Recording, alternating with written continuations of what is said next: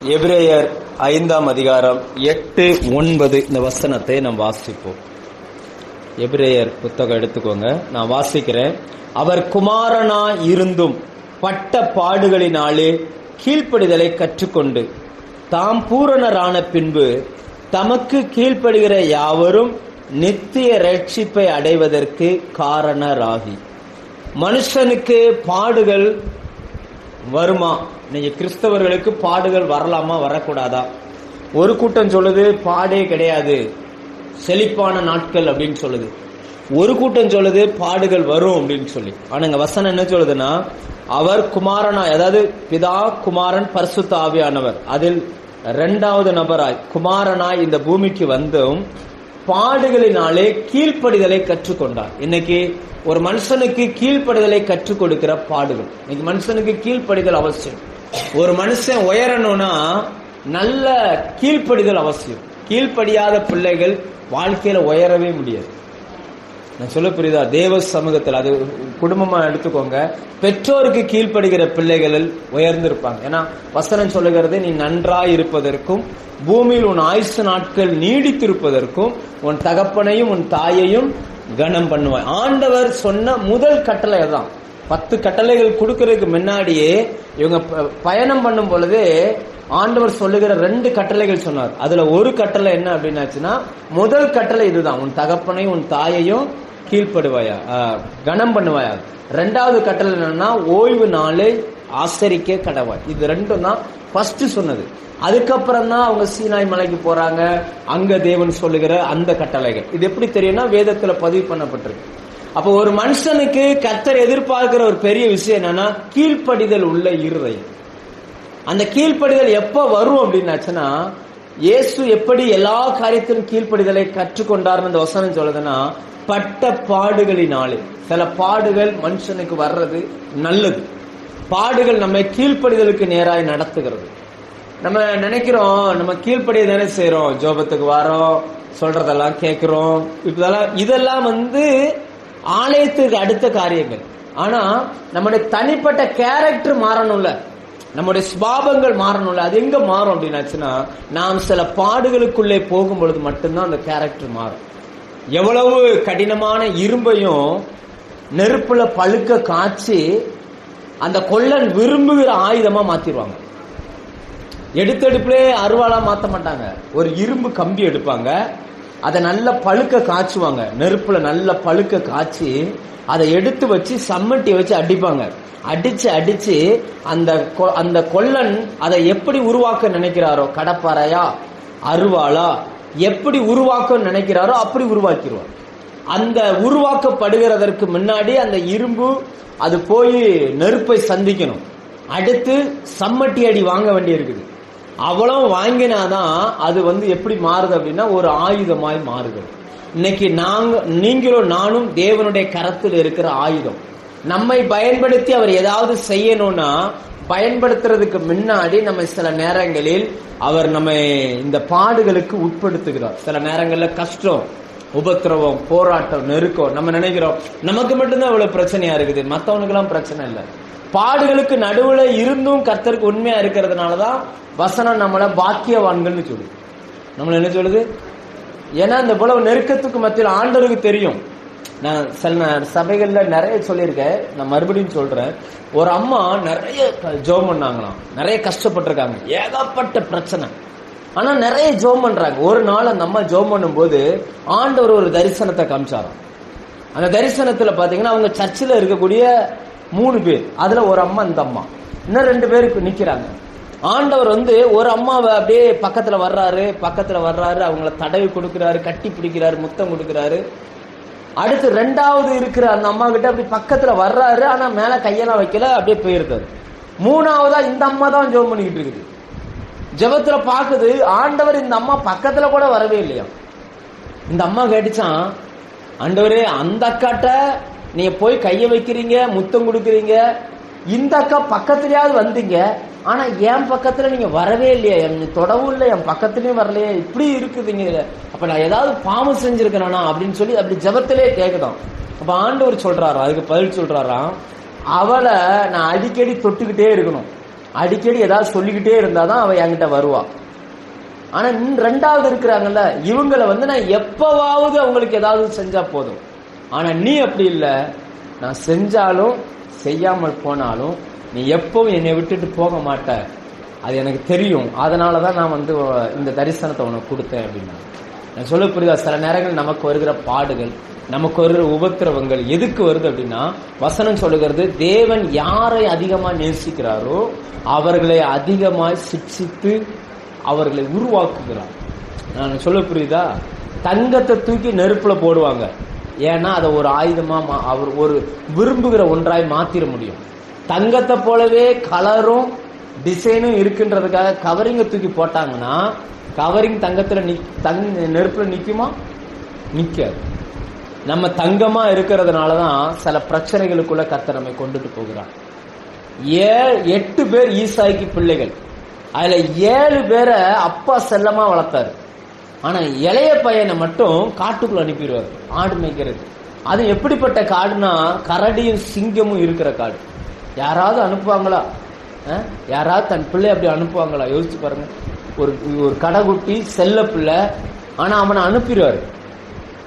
திரும்பி வருவானா வரமாட்டானான்னு நிச்சயமே கிடையாது. அவனை கூட இருந்து பராமரிக்க யாருமே கிடையாது. ஆனா தேவன் தாவீது மேல கூட இருந்தார். அவ்வளவு நெருக்கம், அவ்வளவு உபத்திரம், அவ்வளவு பாடுகள். நீங்க சங்கீதங்களை படிக்கும் போதெல்லாம் அவர் சொல்லுவாரு, நிறைய சங்கீதங்களை நம்ம வாசிப்போம். அதுல வரும்போதெல்லாம் இயேசுக்கு முன் அடையாளமாய் வாழ்ந்தவர் இந்த தாவீது.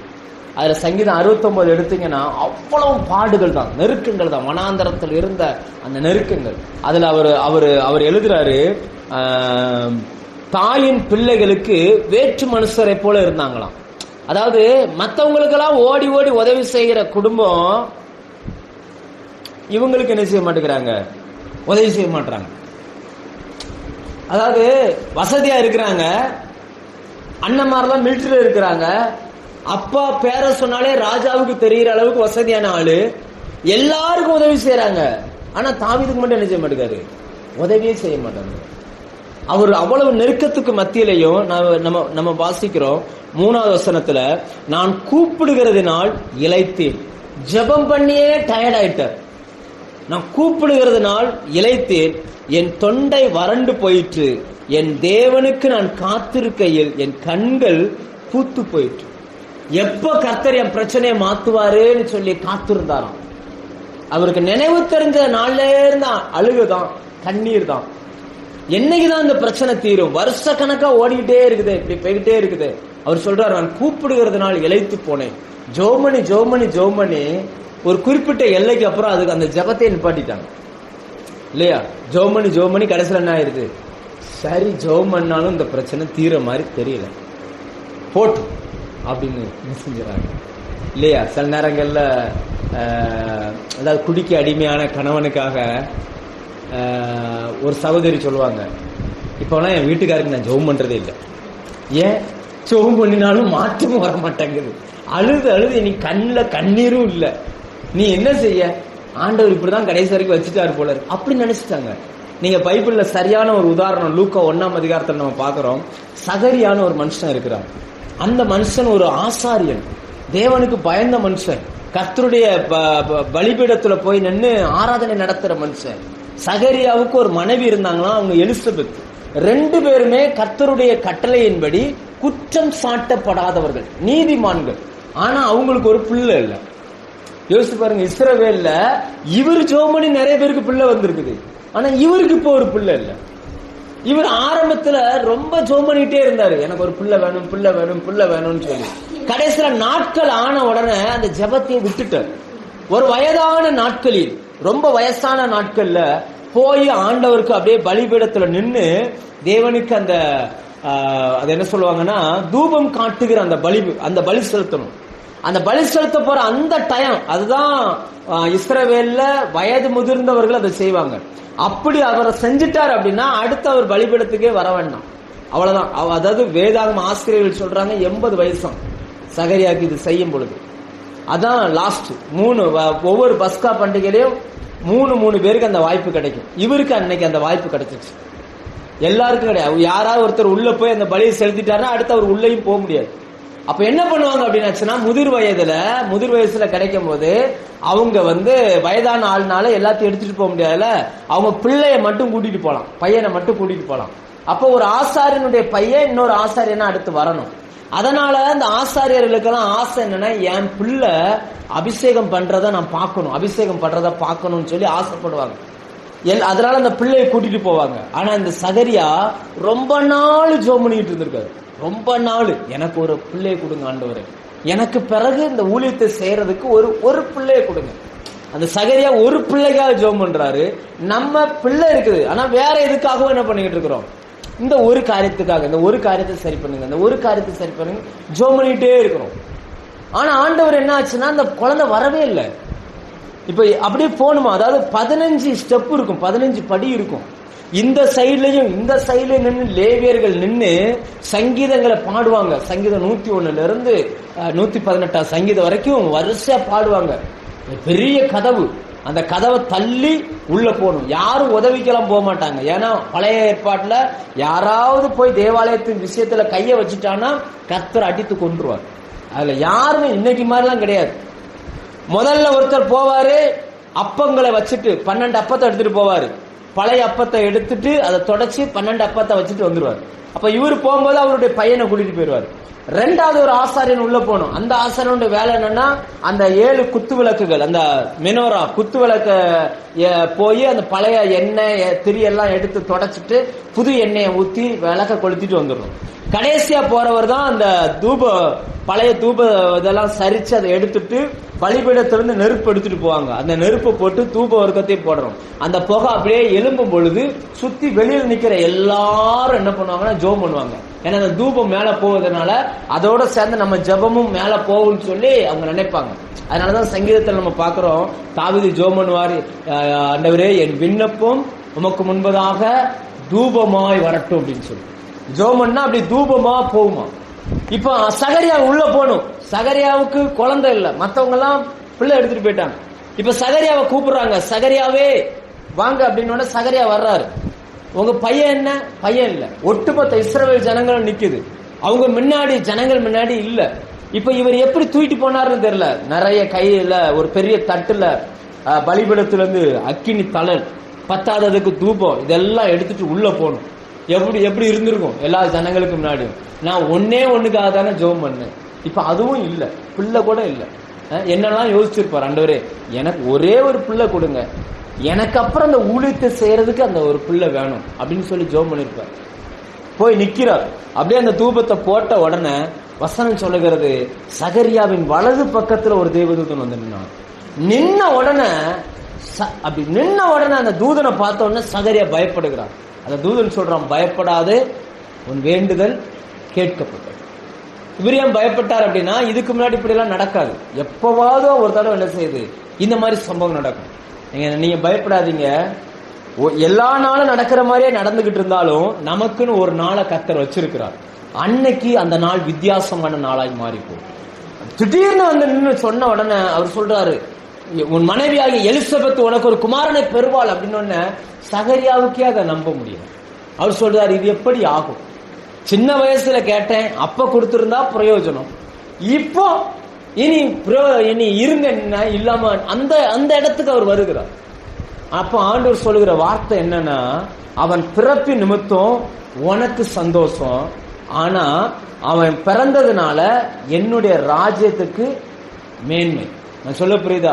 சில நன்மைகளை ஆண்டவர் ஏன் லேட்டா வைக்கிறார் அப்படின்னா, லேட்டா வைக்கிறார் பாருங்க. சகரியாவுக்கு அந்த நன்மையை லேட்டா வச்சார். ஜோமனி அவர் இழைச்சே போயிட்டார். ஆனா கண்டிப்பா அந்த குழந்தைய ஆண்டவர் என்ன செஞ்சுட்டாரு, கொடுத்தாரு. கொடுத்த அந்த குழந்தை தான் இயேசுவுக்கு ஞானஸ்தானம் கொடுத்துச்சு. லேலுயா, எவ்வளவு பெரிய மேன்மை பாருங்க. தேவனுக்கு ஞானஸ்தானம் கொடுக்கிற ஒரு பிள்ளைய கொடுக்கறதுக்காக ஆண்டவர் அத்தனை வருஷம் வெயிட் பண்ண வச்சார். நம்ம வீட்டுக்கும் ஒரு ஆசீர்வாதம் வெயிட் ஆகுது, லேட் ஆகுது. இப்ப அண்ணன் மனம் திரும்ப மறுக்கிறாங்க, லேட் ஆகுதுன்னா தேவன் ஒரு திட்டம் வச்சிருக்கிறார். அந்த திட்டத்துக்காக சில காரியங்களை ஆண்டவர் லேட் பண்ணிக்கிட்டே இருக்கிறார். லேலுயா, அந்த லேட் பண்ணியிருந்ததுனால என்ன நடந்துச்சு பாருங்க. முதிர் வயதுல ஒரு பிள்ளை பிறந்துச்சு. அந்த பிள்ளை தேவனுக்கு வழியை ஆயத்தப்படுத்துறது. லேலுயா, யோசிச்சு பாருங்க, எவ்வளவு பெரிய இயேசுவே சொல்லுகிறார், ஸ்திரீகளிடத்தில் பிறந்தவனில் யோவான் ஸ்நானகனை போல பெரியவன் ஒருவனும் இல்லையா. அதுக்கு முன்னாடி பிறந்த எல்லாரையும் இவர் ஓவர்டேக் பண்ணிட்டார். ஆபிரகாம், ஈசாக்கு, யாக்கோபு, தாவீது, சிம்சோன், பாராக், எல்லாரையும் மிந்தி இவர் வந்துட்டார். என்ன காரணம் யோசிச்சு பாருங்க. அவங்க அப்பா எவ்வளவு அவமானங்களை சந்தித்தாரோ அதை பார்க்கிற பலாயிரம் மடங்கு ஆசீர்வாதத்தை கர்த்தர் யோவான் ஸ்நானகன் மேல வச்சார். அல்லேலூயா. நமக்கு சில ஆசீர்வாதங்கள் லேட் ஆகுது அப்படின்னாச்சுன்னா, நீங்க சில நேரங்கள்ல நீங்க சோர்ந்து போல. நம்ம சங்கீதத்துல வாசிக்கிறோம், நான் கூப்பிடுகிறதுனால் இளைத்தேன், ஜெபம் பண்ணியே நான் டயர்ட் ஆயிட்டேன் ஆண்டவரே. ஒவ்வொரு முறை ஒரு தம்பி சொன்னா, ஒவ்வொரு முறை இன்டர்வியூக்கு போகும்போதும் நல்லா ஜெபம் பண்ணிட்டு முந்தின நாள் பாஸ்டிங் இருந்துட்டு போவானே, ஆனா ஒரு வேலையும் கிடைக்கல.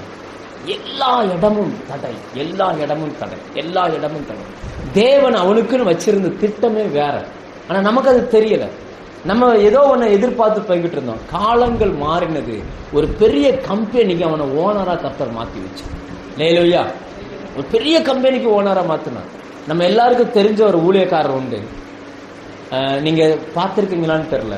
அவருக்கு ஒரு முறை கடன் பிரச்சனை வந்த உடனே ஒரு காட்டுக்குள்ள போய் பைபிளை தூக்கிட்டு போயிட்டாராம். ஒரு காட்டுக்குள்ள போய் அப்போஸ்தல நடவடிக்கைகளை திரும்ப திரும்ப திரும்ப படிச்சுக்கிட்டே இருந்தார். ஏன்னா அந்த கடன்ல தப்புறதுக்கு வழியே இல்லை. இந்த பொருளாதார நெருக்கத்தில் எப்படி சமாளிக்க முடியும்? ஒன்னும் வழி இல்லை, சாகவும் முடியாது. ஏன்னா இயேசுவை அறிந்த மனுஷன். அப்ப ஆண்டவர் அவருக்கு ஒரு வெளிப்பாடை கொடுத்தார். புதுசா ஒரு மிஷினை தயாரிக்க சொன்னார். அவர் தான் முதல்ல அந்த ₹1 கப் கேக்கு தயாரிச்சார். இந்த கப் கேக் இருக்குல்ல, அந்த கப் கேக்கை முதல்ல அவர் தான் தயாரிச்சார். பெங்களூர் பக்கத்துல வாரங்கல், பெங்களூர் தானே அது, ஆந்திராவா, வாரங்கல் இந்த ஏரியா ஆந்திராவா, அங்கதான் முதல்ல அதை தயாரிக்கிறார். தயாரிச்சு முதல்ல அப்பதான் பேக்கரியில இந்த ₹1 கப் கேக் வரும். வேர்ல்டு முழுக்க கொண்டு போயிட்டார் அந்த பிசினஸ். ஒரு கடன்காரன். ஆனா ஆண்டவர் கொடுத்த ஞானத்துல அந்த கப் அந்த அந்த மிஷினை பண்ணாரு. மிஷினை பண்ணி அதுல தயாரிச்ச அந்த கேக்கு வேர்ல்டு முழுக்க போச்சு. ஒரு குறிப்பிட்ட எல்லைக்கு அப்புறம் கடனெல்லாம் அடைச்சிட்டு அவங்க ஊழியத்துக்கு வந்தாங்க. நீங்க பார்த்திருப்பீங்க, ஜட்சன் ஆபிரகாம் அப்படின்னு சொல்லி ஒரு ஊழியக்காரர், டிஜே ஐயாவே போல பேசுவார். நீ டிவில எல்லாம் பார்த்திருந்தா. எதுக்காக இதை சொல்றேன்னா, சில நேரங்களில் நம்முடைய ஜெபங்களுக்கு லேட் ஆகும். ஆனா அதுக்கு பதில் ஆண்டவர் வச்சிருக்கிறார். அந்த பதில் வரும் பொழுது நம்மால கற்பனை பண்ண முடியாத அளவுக்கு மாற்றங்களை கர்த்தர் தருவார். அல்லேலூயா. அடுத்த அந்த சங்கீதம் 69 நம்ம பார்க்கிறோம். என்ன சொல்றாருன்னா 5ஆம் வசனத்துல, நீர் என் புத்தியினத்தை அறிந்திருக்கிறீர், என் குற்றங்கள் உமக்கு மறைந்திருக்கவில்லை. சில நேரங்களில் சில ஆசீர்வாதங்கள் லேட் ஆகிறதுக்கு நம்முடைய புத்தியினம் ஒரு காரணமா இருக்கலாம். புத்தியினம்னு என்ன சொல்றது அப்படின்னா, தப்புன்னு நினைச்சு செய்யறது இல்ல, நல்ல காரியங்களே செய்யாமல் விட்டுருவோம்.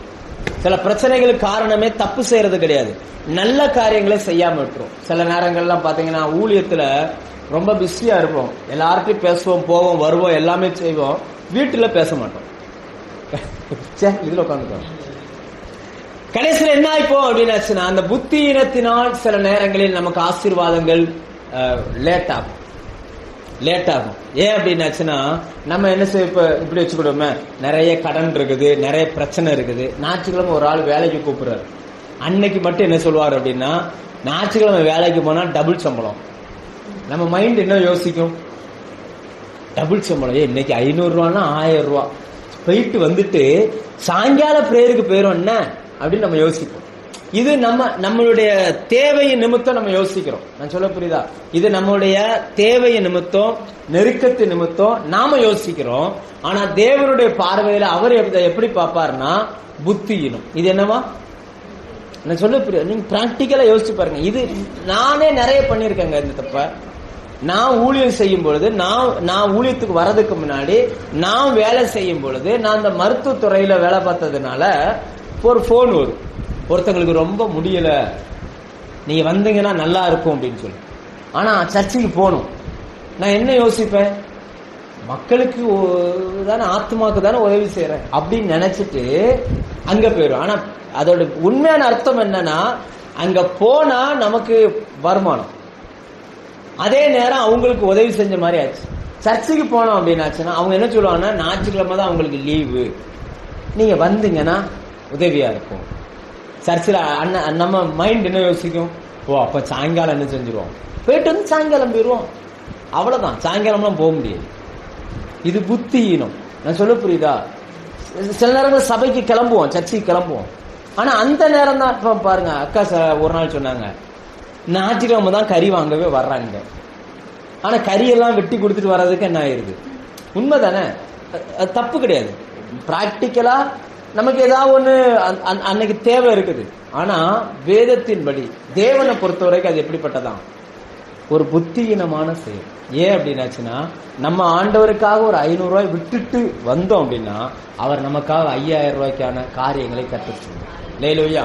ஆனா நிகழ்காலத்துல தெரியுற அந்த 500 ரூபாயை நம்பி, ஏன்னா நம்ம நெருக்கம் அப்படி, நான் சொல்றது இல்லையா, இது நம்ம சூழ்நிலை. எந்த மனுஷனும் விழக்கூடிய இடம் இது. ஏன்னா அவ்வளவு நெருக்கம் அவங்களுக்கு இருக்கும்.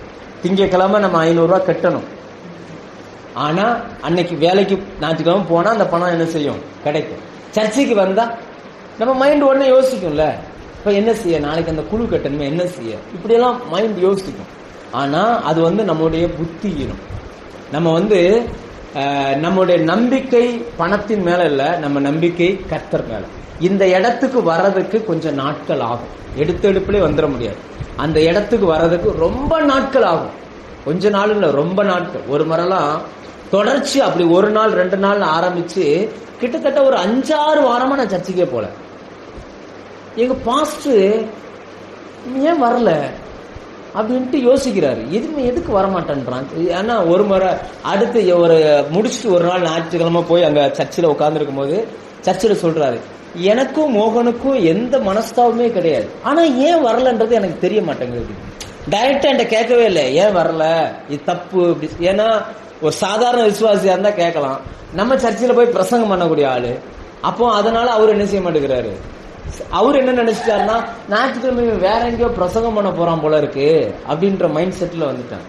ஏன்னா இதெல்லாம் நம்ம செய்யக்கூடிய புத்தியினம். நல்லா புரிஞ்சுக்கோங்க. இதெல்லாம் நம்ம செய்யக்கூடிய, ஆண்டவர் ஒரு கடனை கொடுத்தாரு, ஒரு அடியை கொடுத்து அந்த நெருக்கத்துல பிழைக்க முடியாத நெருக்கம் வந்த உடனே தான் நமக்கு கீழ்ப்படிதல் என்ன செஞ்சிச்சு, வந்துச்சு. முன்னும் பின்னும் நெருக்கி கொண்டு வந்து நிப்பாட்டிட்டோம். வேற வழியே இனி நீ போன தொலைஞ்ச.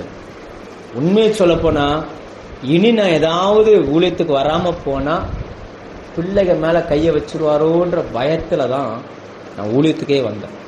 ஏன்னா பட்ட பாடுகளினாலே இயேசு கீழ்ப்படிதலை கற்றுக்கொண்டார். இன்னைக்கு நமக்கும் சில நேரங்களில் நமக்கு அந்த பாடுகள் அவசியமா இருக்குது. முதலாவது, நாம் ஜெபம் பண்ணும் பொழுது அதுக்கு பதில் வராததுனால நம்ம சோர்ந்து போறோம். அப்போ நம்ம கீழ்ப்படிதலை நம்ம கற்றுக்கொள்கிறோம். 2வது, நமக்கு புத்தியினமா சில காரியங்களை செய்கிறோம். அப்போ நம்ம சில பாடுகளுக்குள்ளே போய் சிலதை கற்றுக்கொள்கிறோம். அடுத்து 7வது வசனத்தில் சொல்கிறார், உமது நிமித்தம் நிந்தையை சகித்தேன். சில நெருக்கங்கள், சில பாடுகள், கிறிஸ்துவின் நிமித்தம் நாம் அந்த நிந்தை என்ன செய்ய வேண்டியிருக்குது, சகிக்க வேண்டியிருக்குது.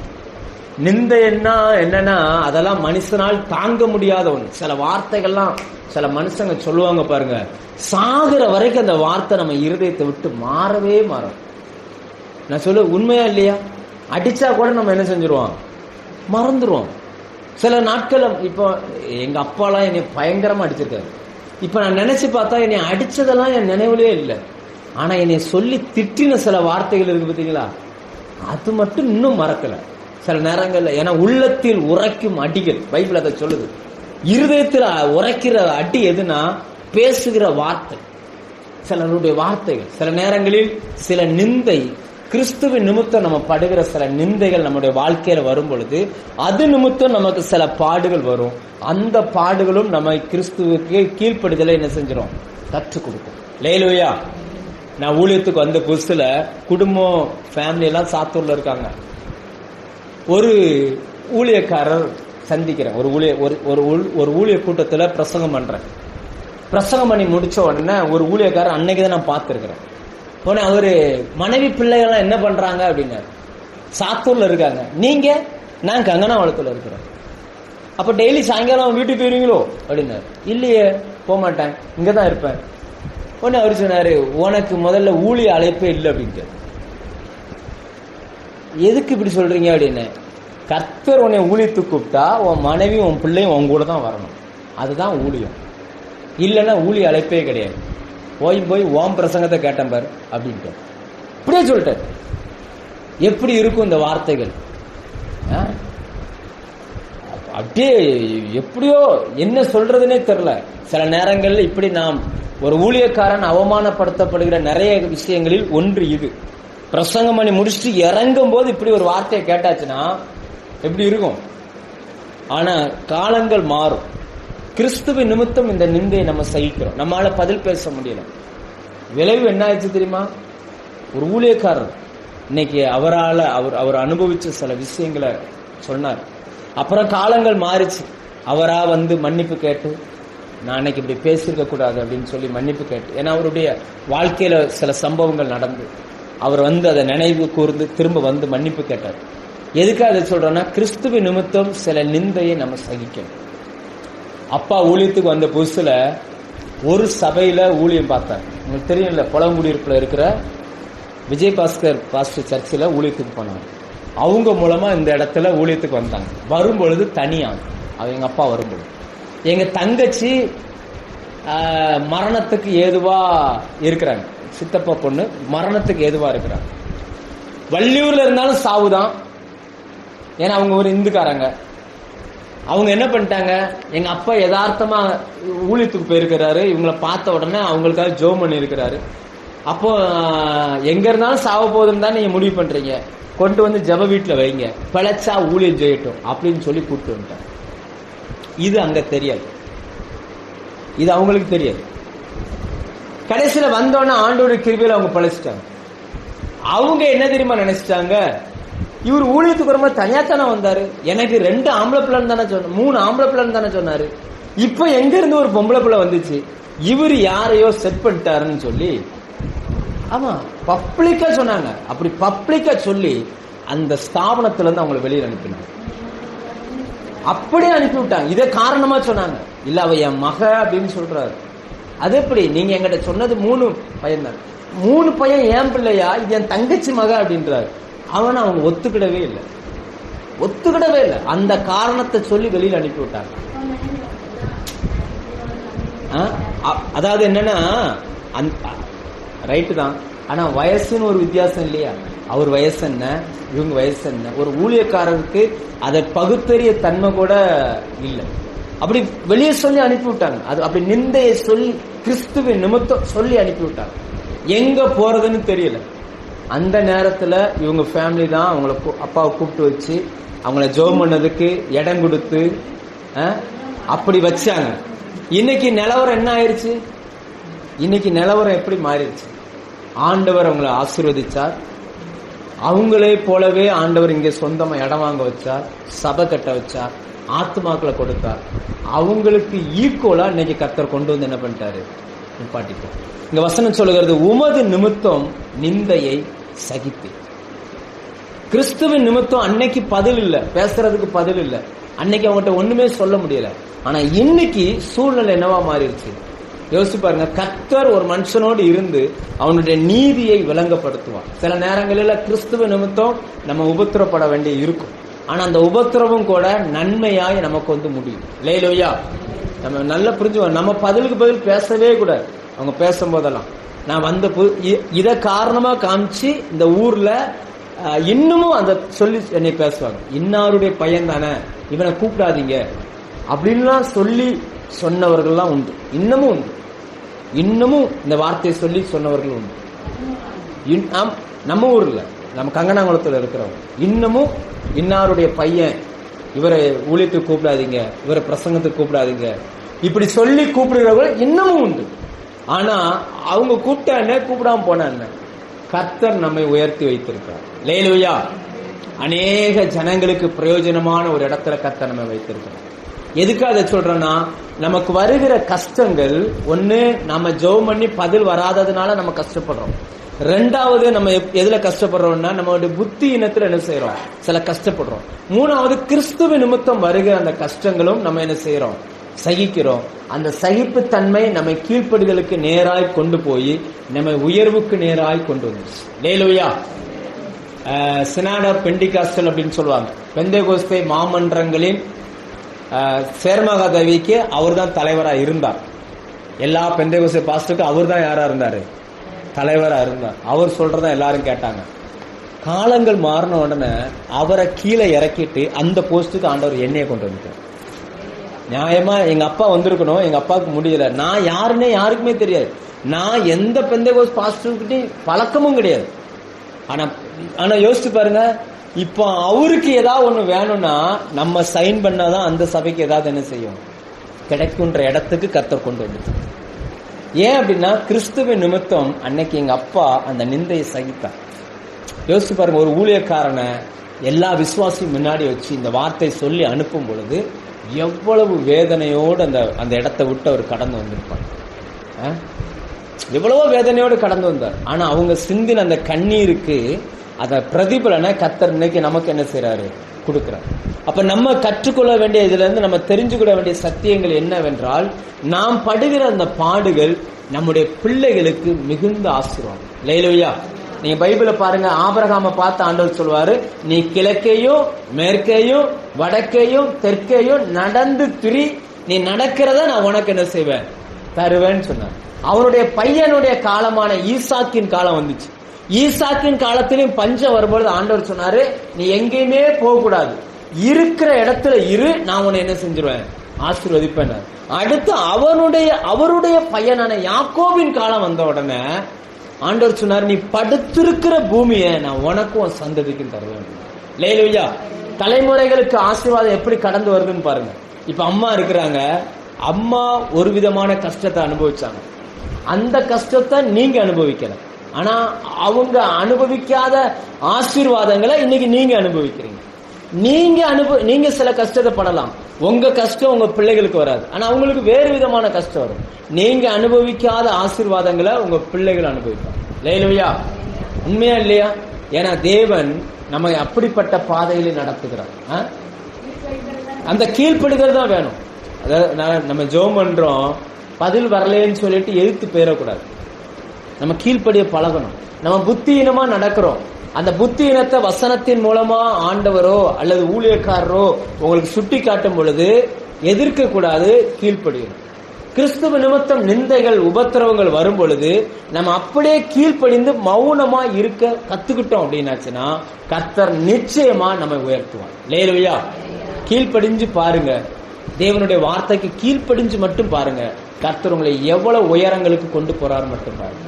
உன்னதங்களில் கர்த்தர் கொண்டு போய் வைப்பார். அல்லேலூயா. உண்மையா இல்லையா? நம்ம தம்பி எடுத்துக்கோங்க, சரியான உதாரணம். ஜெனிஸ் எடுத்துக்கோங்க. சபைக்கு எத்தனையோ பசங்க வர்றானுங்க. ஒரு வேலையை சொன்னோம்னா உடனே அதுக்கு ஒரு எதிர் கமாண்ட் சொல்லுவாங்க. தம்பி இதை இப்படி செய்வோம் அப்படின்னாச்சுன்னா அவன் ஒன்னு சொல்லுவான், இல்லைன்னா இதை இப்படி செய்வோம் அப்படின்னா. ஆனா ஜெனிஸ் மட்டும் நான் இதை செய்வோம், நான் செஞ்சிருவோம் பாஸ்டர். ஒரு வார்த்தை கூட அவன் எதிர்த்து பேசினதே கிடையாது. விளைவு பாருங்க, எத்தனையோ பேர் ட்ரை பண்ணாங்க, ஆனா யாருக்கும் கிடைக்காத ஒரு வேலையை கர்த்தர் என்ன செஞ்சாரு. ஏன்னா இது ஸ்டார்டிங் தான். இனி அவனுடைய எதிர்காலம் எப்படி இருக்க போகுது. ஏன்னா அந்த சின்ன சின்ன கீழ்ப்படிதல் தேவன் எதிர்பார்க்கறது என்ன. இப்ப நம்ம ஜெபிக்கிறோம், யாருக்காக அதிகமா ஜெபம் பண்ணணும்னு நினைக்கிறீங்க? எந்த பிள்ளை அதிகமா கீழ்ப்படிதோ அந்த பிள்ளைக்கு தான் நம்ம என்ன செய்வோம். ஏன்னா அவங்கள ஆசீர்வதிப்போம். எதிர்த்து பேசுறவனுக்காக ஜெபம் பண்ணுவோம். ரெண்டுக்கும் வித்தியாசம் இருக்குது. இப்ப நம்ம ஜெபம் பண்றோம்னா, ஆண்டவரே அவனை திருத்துங்க ஆண்டவரே அப்படின்னு ஜெபம் பண்றதுக்கும், ஆண்டவரே ஜெனிஸ் ஆசீர்வதிக்கிற ஆண்டவரே ஆசீர்வாதம் அவன் மேல தங்கட்டும் இப்படி சொல்றதுக்கும் வித்தியாசம் இருக்கு. எதனால இந்த வித்தியாசம் அப்படின்னா கீழ்ப்படிதல், இன்னொன்னு எழுத்து நிக்கிறது. யோசிச்சு பாருங்க, சில காரியங்கள்ல நம்ம கீழ்ப்படியும். நம்ம இன்னைக்கு எப்படி கீழ்ப்படிந்திருக்கிறோம் நீங்களே யோசிச்சு பாருங்க. பெற்றோருக்கு எப்படி கீழ்ப்படிஞ்சிருக்கிறீங்க, சபைக்கு எப்படி கீழ்ப்படிஞ்சிருக்கிறீங்க, கர்த்தருக்கு எப்படி கீழ்ப்படிஞ்சிருக்கிறீங்க. பண்ணின ஜெபத்திற்கு பதில் வராததுனால கீழ்ப்படிதலோட காத்திருக்கிறோமா அல்லது எதிர்த்து நிக்கிறோமா? இல்ல கிறிஸ்துவ நிமித்தம் சில நிந்தைகள், சில உபத்திரவங்கள். இப்ப ஞாயிற்றுக்கிழமை சர்ச்சுக்கு கிளம்பணுங்கும் போது அண்ணன் சொல்வாரு, 5 கிலோ ஆர்டர் வந்திருக்குது, கறியை கிளீன் பண்ணி கொடுத்துட்டு போ.